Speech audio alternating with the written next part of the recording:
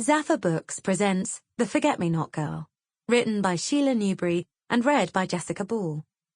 This audiobook is brought to you by Memory Lane, a special community for the very best saga writing from authors you know and love, and new ones we can't wait for you to meet.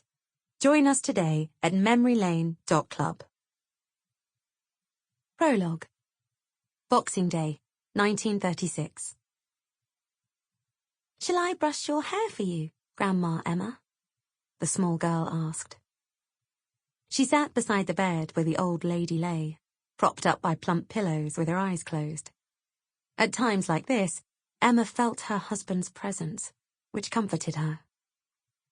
Her bed had been moved downstairs to the sitting room and placed so that she could see out of the big window. The Christmas decorations were still up, and a Yule log was blazing in the fireplace. For this was the wedding day of her youngest granddaughter, Myrtle. Emma was now very frail and unable to walk from the old Swan Inn, where she lived with her son Ernest and his wife Belle, to the church opposite, as she had a year ago, when Myrtle's sister Nell was married. Later, the room would be full of happy chatter when the wedding party and guests returned after the service. Emma would be at the centre of this, as always. Emma's eyes opened. She couldn't see very well, but she wouldn't admit it. She gazed at the little girl thoughtfully.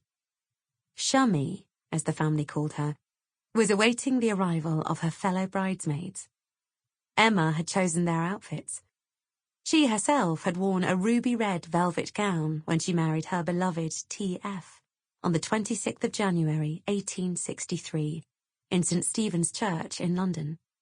And her great-granddaughter, 4 years old, was dressed in red velvet today. She had a little silver Dutch bonnet, and she clutched a beautiful white muff. Emma had borrowed a muff like that on her wedding day, she recalled. It had been snowing that day, and seemed likely to do so today. "You may brush my hair, but very gently, dear." She indicated the brush on her bedside table and closed her eyes, as Shummy knelt beside her to brush the long silver locks, which still had a curl at the ends. "Did you have black hair once, Grandma?" Shummy asked. "I did," Emma said.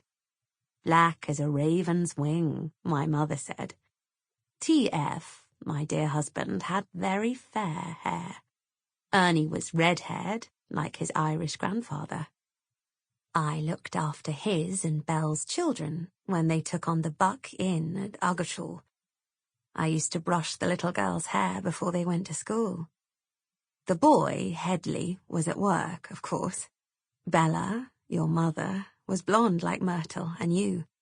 Nell had red hair like her father and little Ernie." Emma paused, then added, "That's enough brushing, dear. Thank you." Shummy put the brush down. "Grandma, where is little Ernie?" "He's with the angels.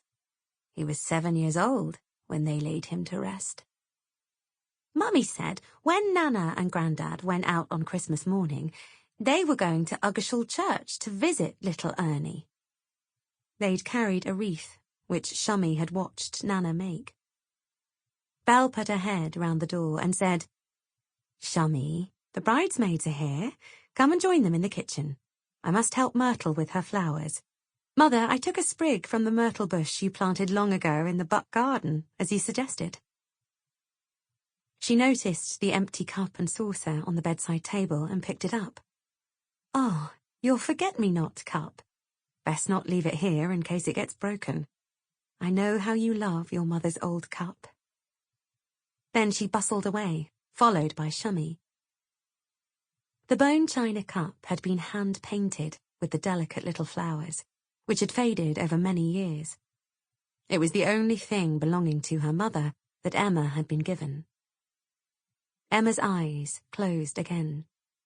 She wasn't asleep, but remembering her dear mother who had been her inspiration and her wonderful husband, how happy she had been on her wedding day.